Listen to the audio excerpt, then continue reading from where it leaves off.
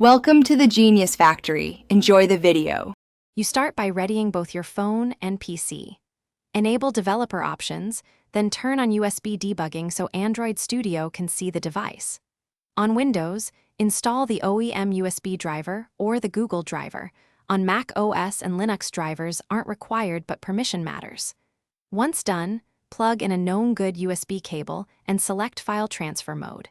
You do this first because a visible, trusted device removes most downstream errors and lets Android Studio list it immediately. Next, configure Android Studio to talk to the phone.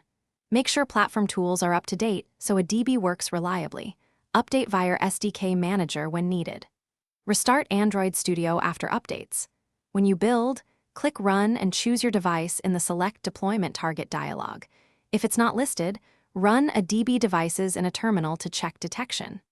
You do this because Android Studio depends on a DB for installs, and keeping tools current avoids installation and permission mismatches. Finally, deploy the app and verify behavior on device. Click Run. Watch the Run console to confirm install and launch. If the app crashes, use a DB logcat to read stack traces and narrow the issue. If the device disappears, reboot the phone, replug the USB cable, toggle USB debugging, and run a DB kill server followed by a DB start server.